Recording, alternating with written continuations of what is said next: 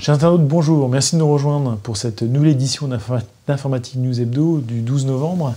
Et pour décrypter et analyser l'actualité de la semaine, j'ai le plaisir d'être en compagnie de Guy Hervier, notre rédacteur en chef. Bonjour Guy. Bonjour Jean-François. Alors Guy, cette semaine, on commence directement par un sujet qui monte, qui est le sujet du edge computing avec une innovation. Je sais que le mot est un peu galvaudé dans le secteur, mais quand on voit l'objet, ça sent vraiment innovant, d'NVIDIA, qui est une machine quasiment intelligente, d'une taille très très réduite. Oui, alors effectivement, vous mentionnez la taille, donc c'est l'équivalent d'une carte Navigo à peu près, donc on voit à peu près ce que ça représente. C'est un supercalculateur qui fait 5 teraflops, donc c'est pas négligeable, pour 400 $ à peu près, et comme vous le disiez, c'est un ordinateur qui va être utilisé pour des applications de edge computing, donc proche des données, donc ça peut être pilotage de caméras, de surveillance, télésurveillance avec évidemment beaucoup d'intelligence artificielle embarquée dans le système. Oui, on ne va pas dans le cloud chercher cloud, voilà, c'est ça. Donc ça va être près des sources de données. Et donc il y a en fait NVIDIA qui évidemment utilise ses GPU à lui, donc des dizaines de cœurs à la fois. En fait, finalement, le GPU prend de plus en plus la place du CPU. Au départ, c'était Graphical Processor Unit, et puis finalement, de plus en plus, c'est Computer Processor Unit. Et donc, malgré tout, il y a quand même un multicœur ARM dessus. 5 teraflops, c'est pas ridicule. Et quelques dizaines d'années, c'était un Cray One. C'était un supercalculateur, voilà. Et donc, aussi la particularité, et ça, c'est très important pour le edge computing, c'est qu'il consomme très peu. 15 watts, il y a même une version à 10 watts. Donc 10 watts, vous voyez, une lampe de 10 watts, ça éclaire pas beaucoup. Donc ça consomme très très peu. Donc ce genre d'objet, si je puis dire, se développe de plus en plus. Atos, en mai dernier, on avait sorti un très gros, puisque il aurait lui été le numéro 1 du top 500 en 2005. Des supercalculateurs. Des supercalculateurs. Donc on voit bien, il va y avoir des très gros edge, des petits edge, et donc c'est vraiment un marché qui va avoir tendance à se développer considérablement. Et évidemment, NVIDIA est très bien placé pour ce marché-là, puisqu'on le sait, de plus en plus, les supercalculateurs ont des graphical process units qui permettent d'avoir des performances absolument gigantesques. Au passage, je ne fais pas le plaisir d'Intel, parce qu'on sait bien qu'ils ont raté un peu voilà, absolument, oui. Le virage, si on peut se parler d'expression. Alors Guy, du edge au cloud computing, il n'y a qu'un pas qu'on franchit allègrement, avec IBM qui annonce aux US un cloud public, mais qui est semi-public, parce qu'il est dédié au monde de la finance. Alors, on s'y perd un peu dans toutes ces appellations. On pourrait dire que c'est... Alors, eux, ils disent, je crois, cloud public dédié. Donc, en fait, on pourrait dire un cloud public privé. Donc, l'idée, c'est... Là, c'est un partenariat avec Bank of America. Et on le sait, les banques ont ont deux contraintes. La première, c'est qu'ils ont des réglementations qui sont de plus en plus fortes, qui les empêchent finalement de mettre leurs applications sur le cloud public brut de fonderie. Et puis il y a un deuxième élément qui est ce qu'on appelle la dette technique. Donc la dette technique, en gros, c'est tous les développements qui n'ont pas été faits, je dirais, selon les règles et les bons usages, qui après se rappellent à votre bon souvenir et nécessitent la maintenance qu'on n'aurait peut-être pas été obligé de faire. Donc pour ces deux raisons-là, finalement, les banques ont du mal à faire ce genre de développement. Et donc le partenariat avec IBM finalement est relativement naturel. Donc, ça permettra à Bank of America de déployer, alors ils ont 66 millions de clients, donc c'est pas négligeable, de déployer ça sur ce cloud public privé. Et donc c'est une expérience en fait qui n'est pas sans rappeler celle qu'IBM d'ailleurs, dont IBM avait parlé à l'occasion de son summit là, à Paris, une application similaire avec BNP Paribas. Donc je dirais que on voit bien que le cloud public, du 100%, on n'y sera pas, mais il va y avoir des déclinaisons comme ça qui seront un petit peu de tout et pas n'importe quoi. Bien entendu, et donc il est vraisemblable qu'il y ait d'autres secteurs qui, pour des raisons particulières, aient besoin de développement spécifique. Donc la déclinaison du cloud selon différentes facettes, sans parler évidemment des initiatives de cloud souverain pour la France et pour l'Europe d'autres pays aujourd'hui. Voilà. Donc le cloud qui était un peu monolithique a tendance à devenir un peu spécifique. Et donc omniprésent. Enfin bon. c'est un autre débat. On continue, ce passage en revue de l'actualité en parlant de produits, hein, pour une fois, j'allais dire. On parle de la nouvelle version de SQL Server, donc la version 2019, avec aussi pas mal une tendance aussi à aller vers le cloud. Hein. C'est-à-dire qu'on est passé la base de données on-premise, là, voilà. Un peu multi-tenant. Donc, SQL Server, c'est, j'irais dans les bases de données traditionnelles, c'est dans les trois grandes. Hein. Il y a DB2, et puis Oracle et puis SQL Server. On met de côté l'open source. Hein, voilà, oui, exactement. Et donc cette nouvelle version a la particularité, on est quand même chez Microsoft, hein, donc tourne avec Linux et Kubernetes, donc c'est un peu ça montre le chemin parcouru par depuis Microsoft, fin d'année.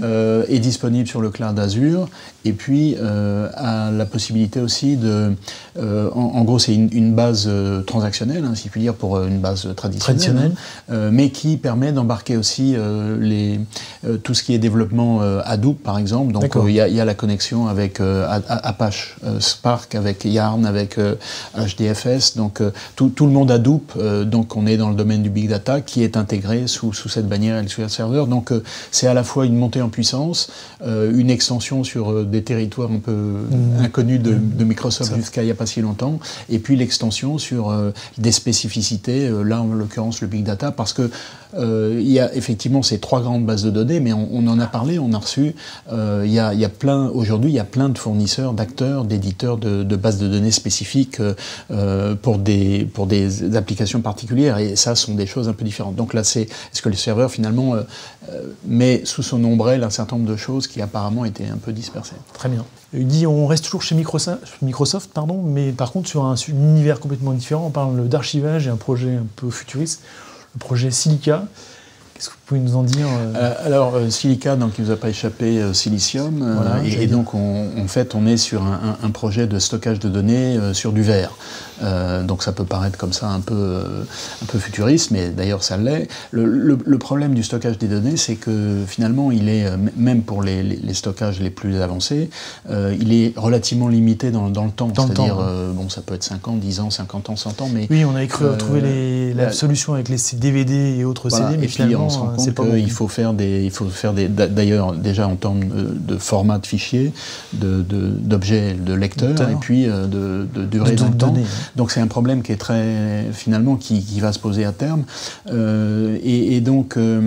alors c'est pas pour tout de suite, hein, en gros ça permet, on inscrit les données avec un laser infrarouge là, et les durées, le verre, je crois que Microsoft a essayé l'a mis dans un four micro-ondes, fait faire des vibrations, enfin tout un tas de tests qui montrent que finalement les données sont là. Alors est-ce qu'elles seront là dans 1000 ans? On n'est pas sûr, mais on verra bien dans 1000 ans, mais en tout cas c'est développé pour voilà. Et c'est pas sans rappeler d'autres projets. Hitachi, par exemple, avait développé des projets similaires sur le cristal de roche. Donc, c'est pas du verre, mais on n'en est pas loin.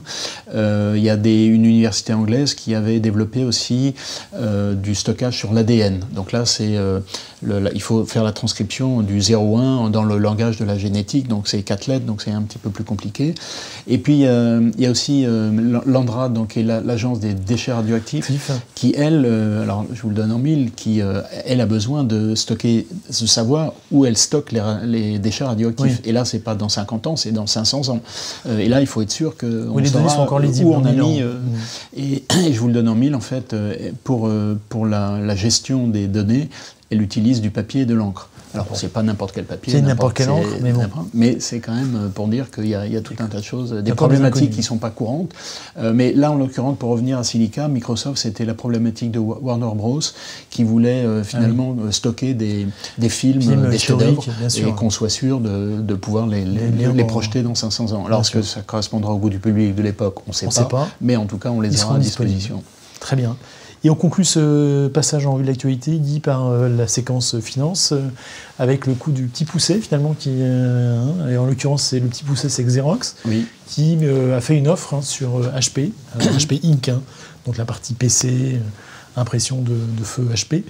Bon, c'est vrai que c'est vu de l'extérieur comme ça, c'est un peu étonnant. Mais... Déjà, si Bill Hewlett et Dave Packard étaient là, ils se retourneraient peut-être un peu dans leur tombe, si je puis dire. Mais c'est vrai que Xerox est une entreprise qui pèse 10 milliards de dollars, qui fait une offre de 27 milliards de dollars sur HP, qui réalise un chiffre d'affaires de 60 milliards. Oui. Donc c'est un rapport de 1 à 5, un peu plus même.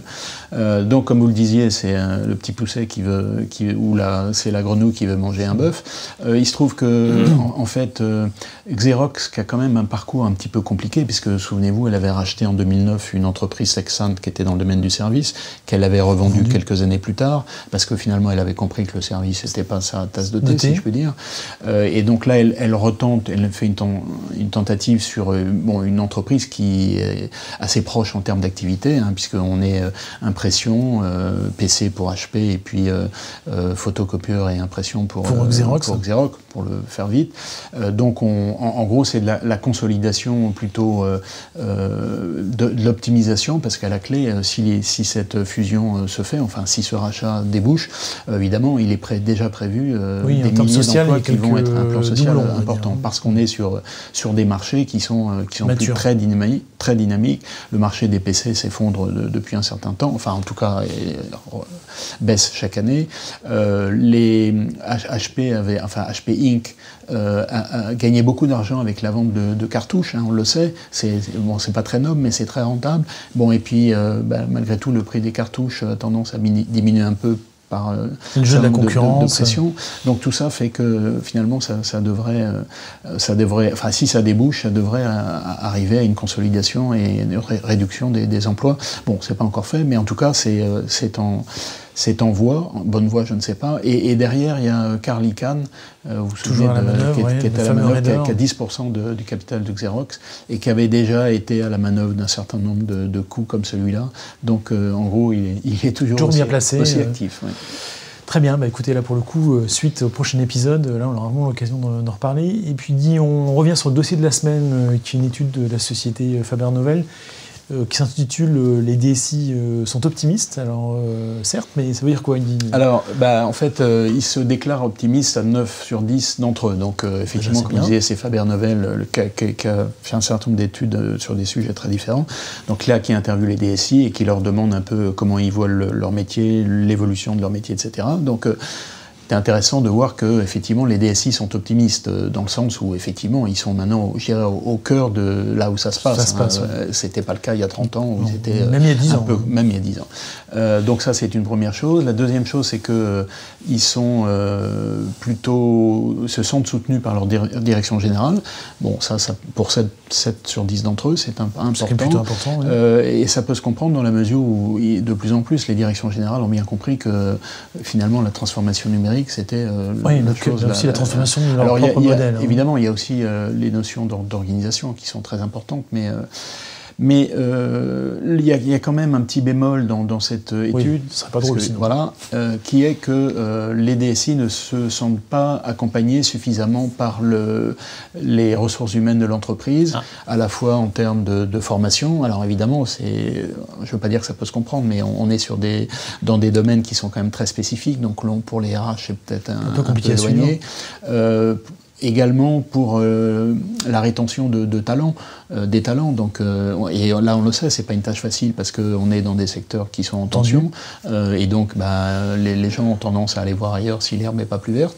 Donc, tout ça fait que c'est un peu difficile. Néanmoins, c'est en tout cas le sentiment qu'ont les DSI.